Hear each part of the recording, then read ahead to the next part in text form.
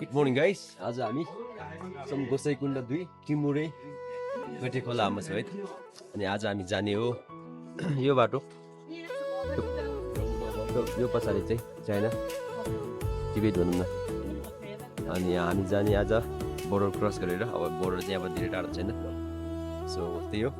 अब खाजा खाने अनि अहिले त्यहाँ बाटो बनाउँदै रहेछ, त्यही भएर धेरै छिटो छिराउँदै हुन्छ। अनि प्लस त्यो पारीको लोकल गाइड बिना चाहिँ पठाउँदै हुन्छ, त्यही भएर हामी पर्खिन्छौँ एकछिन। अनि सो अब हामी लाग्यो बोर्डरतर्फ।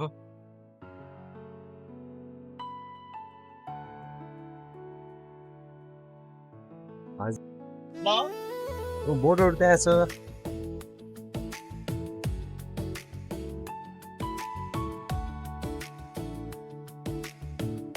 ठ्याक्कै नेपाल यता भइहाल्यो, चाइना यता, अनि यता सामान अपलोड गरेको बाइक सब त्यहाँ छ। सामान सब यहाँ रहेछ। चाइनाको गेट मोबाइल देखिरहेको छ।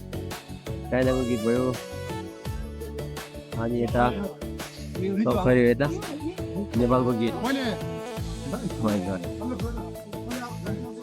अनि अहिले चाहिँ हामी पर्खिरहेको। बोर्डर चाहिँ स्पेसिफिक टाइममा खोल्दो रहेछ, के कारण थाहा भएन।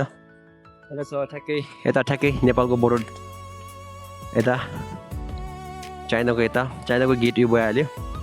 नेपालको चाहिँ यता हाँस्दै भन्नु परिहाल्यो, अब त्यस्तै छ, हाँस्ने लायककै छ। सो अब हामी यता बस्छौँ 1-1.5 घन्टा, अनि त्यसपछि हामी जान्छौँ चाइनामा, टिबेट।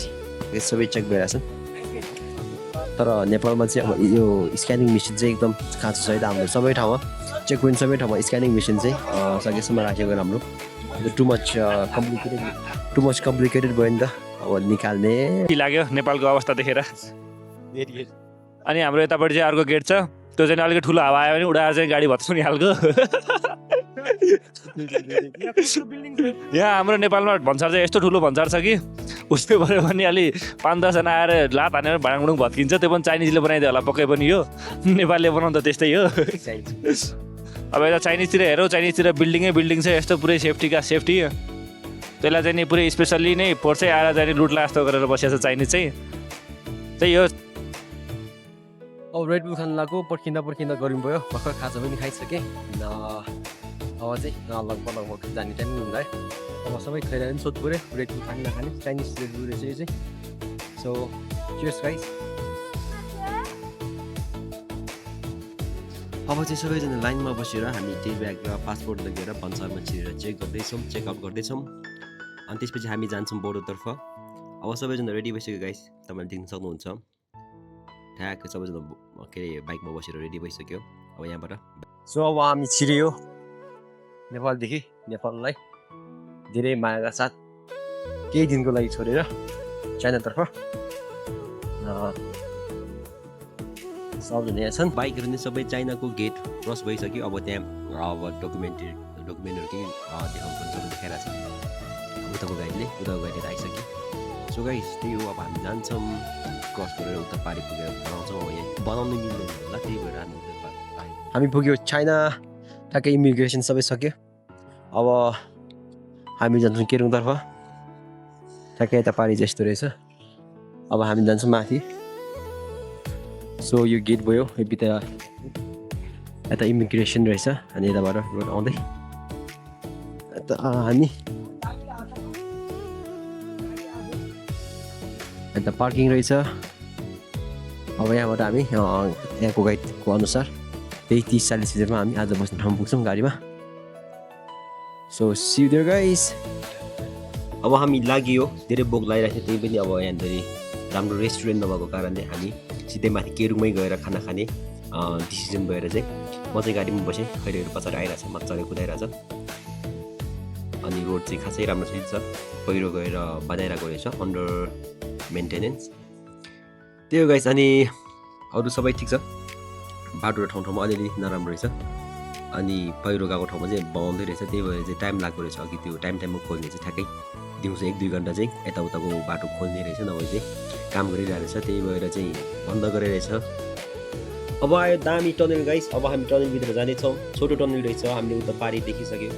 त्यही दामी रहेछ एकदम सानो तर दामी ड्रइङ बनाएको रहेछ रोड अलि राम्रो रहेछ अलि माथि अझै बिग्रेको छ अरे हेर्दै जाउँ माथि रोड कस्तो छ अहिले चाहिँ रोड दामी छ सबै बनाइरहेको छ यता बाटोमा चाहिँ बाटो बनाइरहेको रहेछ गाइस रोजरले मजाले खनेर हिजो भर्खर पहिरो गएको रहेछ त्यो पहिरो गएको ठाउँमा चाहिँ बनाइरहेको रहेछ यहाँ फेरि एकछिन जाम पर्यो एकछिन टाइम दिएर पठाउने रहेछ बाइकहरूलाई गाडीहरूलाई अनि बनाउने रहेछ अनि अब अलि माथि गएपछि रोड त्यसपछि चाहिँ राम्रो रोड छ अरे सो तपाईँले देख्न सक्नुहुन्छ अब हामी पुग्यो दामी रोडमा गाइस अब माथि केरुङ पनि पुग्नु लागिसक्यो अरे हामी त्यो माथि गहिरोमै हो अरे केरुङ चाहिँ अब हामी माथि पुगेपछि हेरौँ त के छ माथि बाटो दामी गयो अब पुग्यो आजको बस्ने होटल आज हामी बस्ने हो अब यहाँ 5 जना हामी खाना खानु चाहिँ तल जान्छौँ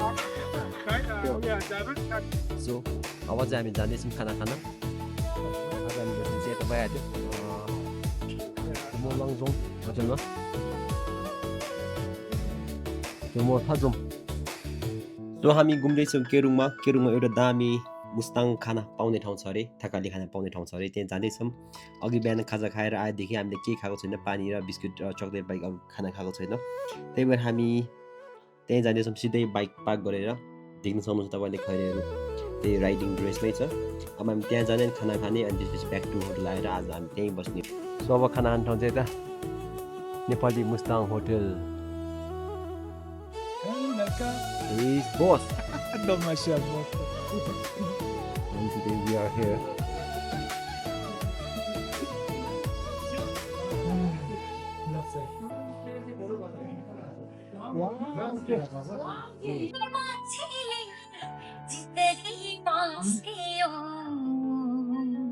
नेपाली गीत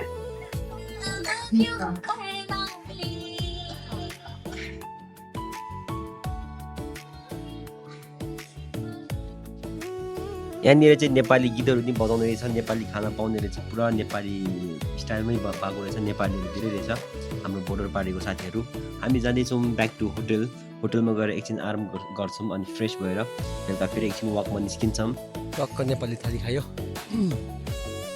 मुस्ताङको होटल मुस्ताङ के भन्ने रहेछ अहिले मैले देखाएको थिएँ त्यो खाना पर्फेक्ट थियो मिठो खाना खायो अब चाहिँ हामी आज बस्ने होटलमा